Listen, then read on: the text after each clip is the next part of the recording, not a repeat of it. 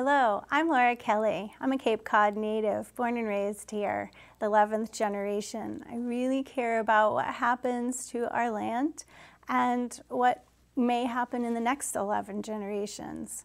The forethought of understanding what we do every single day matters in time. Today, we're talking about different things with what's happening locally on legislative level as well as local levels. You're listening to POCCA TV, and I'm the director of POCCACapeCod.org. So to give you a quick update of what's going on with Eversource, actually it's the new name for NSTAR. They are actually have a YOP, it's a yearly operational plan, and it states this year that 13 towns will be sprayed with herbicides along rights of ways, our power lines, for vegetation control. The last couple of years, let's say it was 2013, they sprayed 8 towns. 2014, they sprayed 9 towns. 2015, they're proposed to spray 13 towns. As you know, my greatest efforts are to try to prohibit this from happening because I'm a local organic land care provider and a landscaper and create sustainable landscapes throughout Cape Cod. And I know that it's unnecessary to maintain vegetation on our power lines with the use of herbicides. They used to mow once every 7 years, and that's our ask, is for them to just go back to mowing. I have gotten on the agenda for all Cape towns, there's 15 of them, and been asking the selectmen to write a resolution, to write a document to MDAR, the Massachusetts Department of Agricultural Resources, that they too, don't want this to happen on their land. And I'm so proud of all the Cape selectmen for standing up. I just want to say thank you, and we all should thank them. This is a really important issue. It's happening now, and since we don't actually know what the adverse effects, the accumulation of 100 miles, I'm sorry, it's 150 miles, times 2, times 3, times 4 years is really affecting our aquifer, our drinking water, our natural resources, and of course the health of ourselves and all living beings here. We ask that they refrain from herbicidal applications altogether this year and beyond. And so I just wanted to take a minute and read to you a little bit about what some of the towns have been saying, because it's really beautiful. I'm really impressed by the strength of their words. And so this is the town of Bourne. Bourne has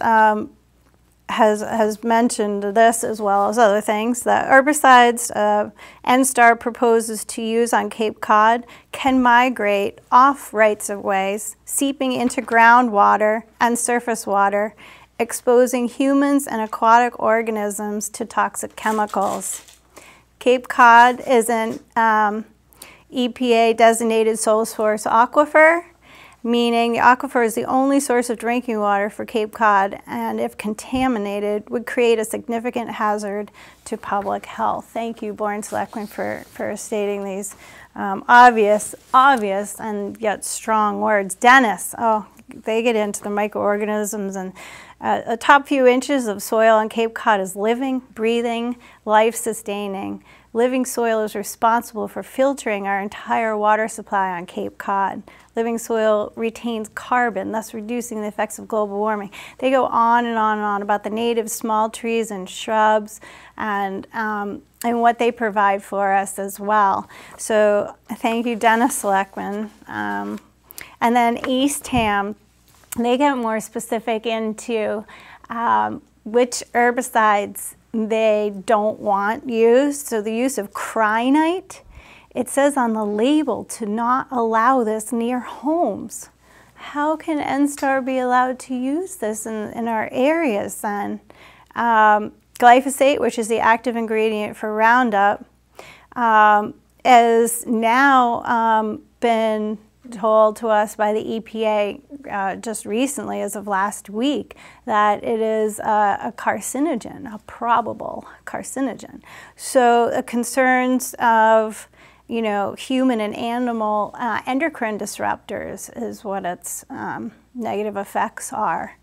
And then Garland 4, the other herbicide that's bothersome to Eastham and myself, is it's toxic to oysters and other shellfish. How is this even allowed over the bridges on Cape Cod? So I just wanted to take a minute and say thank you to the selectmen for getting together, getting your words together, and making strong statements to MDAR about this really, really important issue. And considering we don't know what is really going to happen through time, we should be advocating the precautionary principle. We should be, realizing our health comes first, not herbicidal applications. And MDAR says to me, Laura, the thing is the EPA allows these herbicides. It is legal. So I've been working with Senator Markey, thank you very much, Kayla, for helping get my message to the EPA. And so we're working on different levels with this. Last fall, I was working through the governor's office and had an ask to MDAR to receive NSTAR's results. And just today, I got word back from MDAR that they will be giving me 2013 and 2014's amounts of herbicides, combination of herbicides, and what the weather was those days for all of 2013 and 14. At that point, we will then be able to see what's really happening on our land. We don't know. They have not been telling us until this moment. So we're really hopeful to see what the outcome is, and go forward, still asking for them to go back to mowing. So in the meantime, what we can do is take care of our land ourselves, right? And the best way to do that is to be in control of what goes on on our own land and in our own bodies. And so I kind of look at it as a way of how you treat yourself is how you're treating the world, and another thing is one must care about a world one will not see. So like every choice that we make each day really matters. Like you matter, I matter, and collectively on a whole, we will make a difference. So could you imagine purchasing differently than you do already? Maybe going to local farmers instead of chain grocery stores, things like that. If we shift our habits towards a direction, one of us might not make that much of a difference, but all of a sudden the rest of us, if we all did it, it would.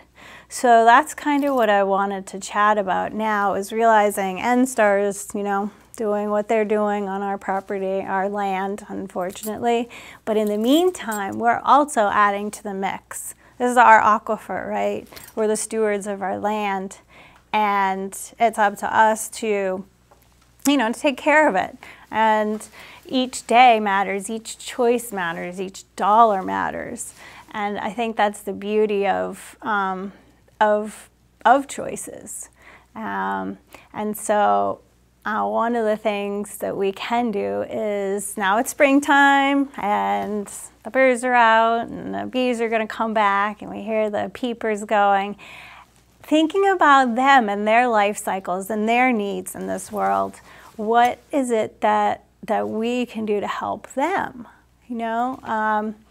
and, of course, feeding them what they like, but not bringing any sort of man-made, synthetic, or toxic chemicals to our exterior. That's the name of the game this year. This is, you know, a direction that we should be more than just headed in, but in 100%.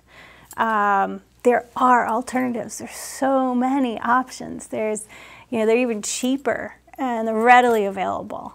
They are at local garden centers. They're at, you know, grocery stores. They're at, you know, other, you know, easily accessible. That's what I want to say. Hardware stores. So for us in this point in time, how can we help the NSTAR situation? The only thing that we can do really is, of course, bug our state representatives, but take care of our own land. You know, if we can show that we're using less amounts of toxic chemicals, then they too can see that we're trying, that we care about our land here. So I wanted to share with you some goodies. I've got some show and tells here today, and these are, as you can tell, obvious ways to feed your land. So we have a fertilizer here. That's a pretty average, common thing. It's just called plant tone. But guess what? It's organic. It's completely non-toxic. What do you know? And this is a great company. I'm going to just call it Espoma. Again, this was through Agway, local garden centers. And this helps for, you know, our natives. It also helps with perennials that are already established. Hollytone is more for the things that like acid, like your azaleas and your rhododendrons, and then garden tone is the edibles, you know, things that we eat. It's sweeter. So we're playing with the pH level and your soil. These are excellent. They're non-toxic. They're not going to hurt the microorganisms. They're not going to hurt the worms. That's the other thing we can do is we can, you know, think of the way you're feeding your plants. I have a total different way of actually looking at things. I feed the soil, not the plants. So that is so helpful to create sustainable landscapes. Like that makes it so in time, your land will be able to feed itself. How much time? Only a number of years. So what I try to do is, you know, teach people to get your land off of drugs. It's really easy. It's fun. You can see the change happening through only a couple of years, 2, 3, 4, sometimes 5 years if you're really, you know, in a, I'm going to just say a toxic situation right now. Your land becomes dependent on you. You know, you feed it the 6 or 8 step program, maybe a Scott's Lawns, or maybe you have somebody come and do that for you already. You know, it's a kind of a thing to just cut cold turkey. You just want to, you know, get off of the dependency. You don't have to feed your property that much at all. Now, the first thing that happens, people say, oh no, is my lawn going to die? Well, you think about a person, and, you know, they do get set back a little bit, but they're certainly going to survive. I see the 6 and 8 step program as kind of a way of feeding your land Twinkies. And I like to feed with meat and potatoes. If you can kind of give it sustenance and you get that visual out there, then you're on a much better pathway for a sustainable landscape. If you have natives in with your local, you know, design, then that's very helpful as well. But established gardens really, you know, you do this once a year. In the springtime now, wait for soil to get 55 degrees or warmer to add any food is another great key. And you could do it in the fall if you want to, like if you have a brand new garden and you want to just establish it and feed it a little bit more, that's fine, but you don't need 6 and 8 step programs. Lawns, a different situation. Lawns, I suggest feeding compost. If you do compost applications, actual compost, like, you know, the full-on compost application, then, you know, you just take about an inch or half an inch of compost and you throw it all over your land, your lawn. Just put it right on your grass. It's already grass, it's already there and established, and you're feeding it compost instead of, you know, a man-made synthetic, a 6 or 8 step program. That way, you end up feeding your microorganisms, they poop, and they end up feeding your actual lawn. So it's a circle of life that you're trying to create. You're trying to work with nature. It's much easier than working against it. And it ends up working for you in just a couple of years. So this is the way I kind of perceive things, and it's been working for, geez, I've been doing this 23 some odd years now. And the other fun thing I like to share is instead of lawns, you can play around with different types of ground covers.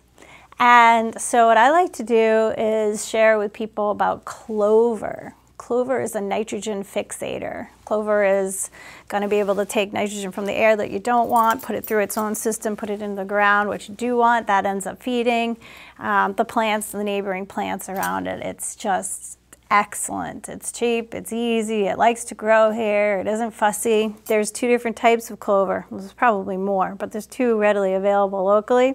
One is the red clover, or one is the white clover. White clover gets to be about 12 inches tall. Red clover is 6 inches. So I suggest people to use the red clover. You can top dress any lawn right now with red clover.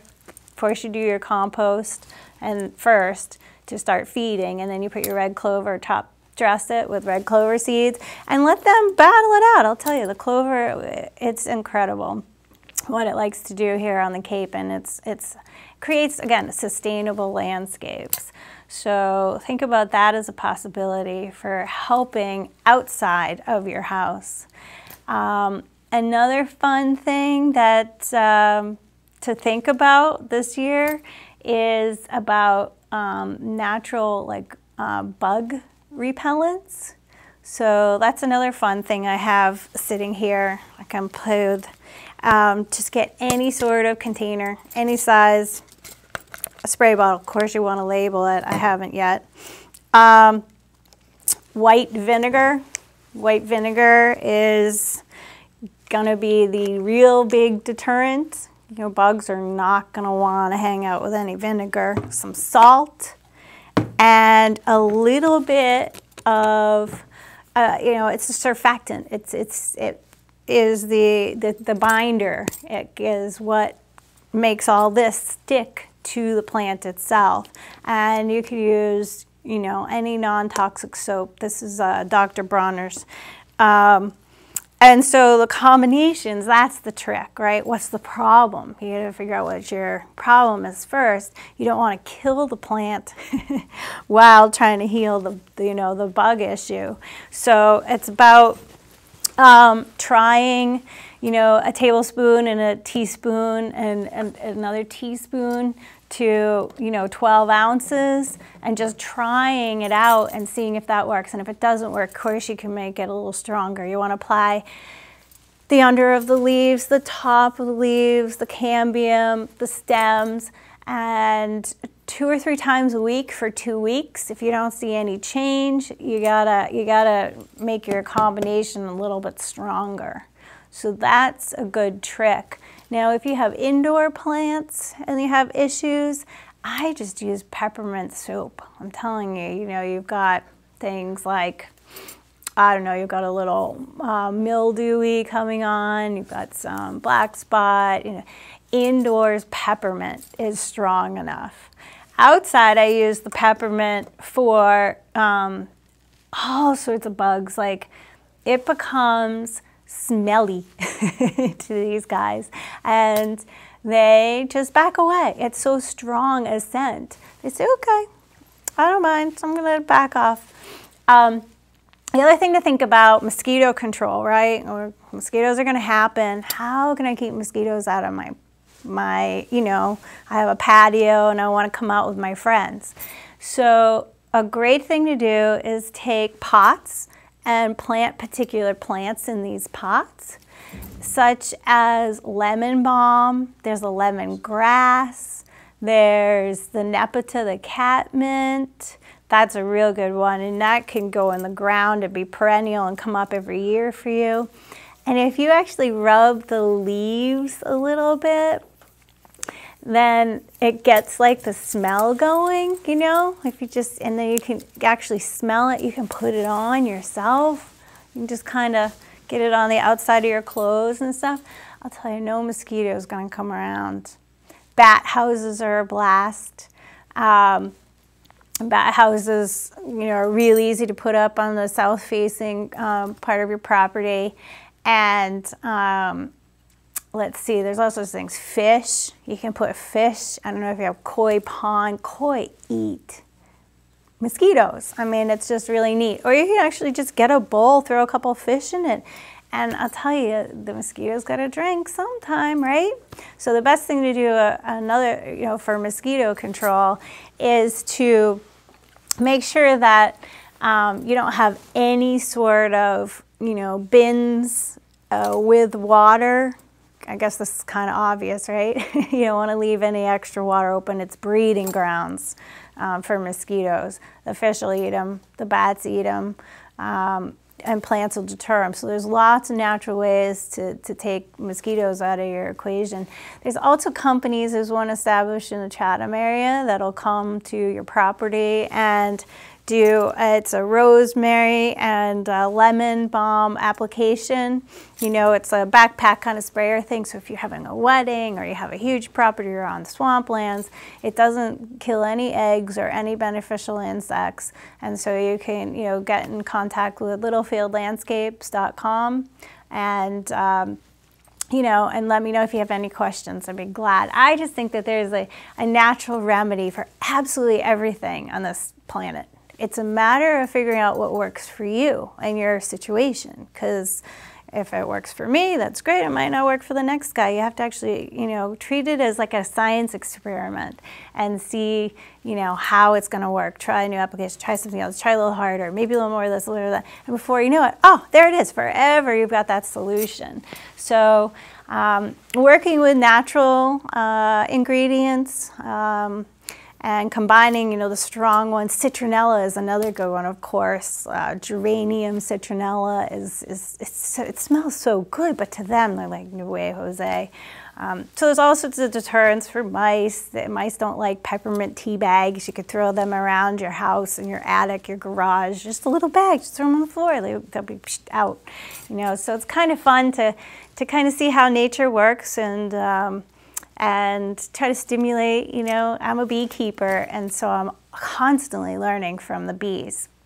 You know, I see them out on their front porch, and they're talking to each other with their wings, and how do they communicate? They're actually called the best communicators on the planet. They've got such a workforce going on inside their hive. The worker bees are so incredible. I try to learn from them as much as I can, and have come to realize the act of communication is the greatest way to be successful in anything.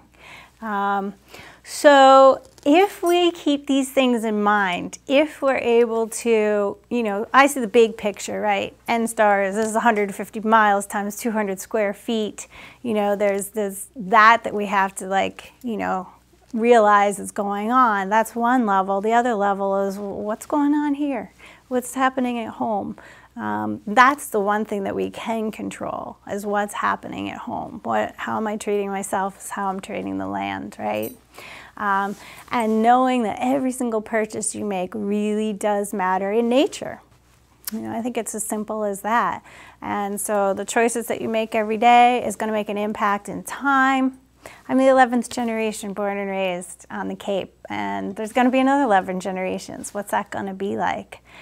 Supporting local farmers, going and getting a CSA. There's farmers markets coming up this spring in pretty much every town. Definitely every other town, I can say. And different days of the week too, not just all Saturdays, but some Tuesday, Wednesday. I know there's a Monday one. And so check out your areas. Actually shake the hand of the person who feeds you. I think that's a great motto. You know, you can ask them, hey, how did you treat your soil? Hey, you know, what type of carrots are these? And how long did it take to grow them? And my friends would love to know, my children love to know about this. Can we come and visit? You know, I think it's a beautiful, you know, way to see what's going on in your own community. Cape Cod, you know, is so unique, right? We have 15 beautiful towns. Each town is different. And we've got to actually figure out how to keep the economy going here. You know, there's a large population of older people. And so if we were to keep the money here, circulated here, this would help with next generations being able to actually, you know, support themselves here. And again, this is in our control. You know, our hard-earned dollar matters. And if we can, like I say, support local artists, you know, the arts. Oh my gosh, there's so many wonderful artists around here, and not just, you know, paintings, but crafts. I'm really impressed by the, you know, even organic ability for people to create new things. And so keeping these things in mind are really going to make a difference in time.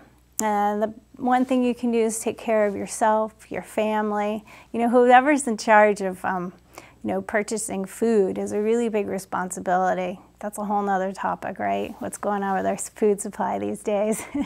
But, you know, again, finding your local farmers market and supporting them. There's also some meat there too. There's fish and beef and pig, and the flavor is, it's great. There's nothing like it. So please do your own research and see, you know, what local farms are growing, because each season has different flavors, of course, and textures. And grow your own garden. Try it out. I think that's the direction that we're headed these days, is we actually have to, you know, grow our own food. That's where we're going. And to be able to, you know, play with that in a pot. Just put a couple of herbs in. It'll be a great thing to do with this year. So thanks for listening. Do check out POCCACapeCod.org and littlefieldlandscapes.com. And remember that one must care for a world one will not see. Be well.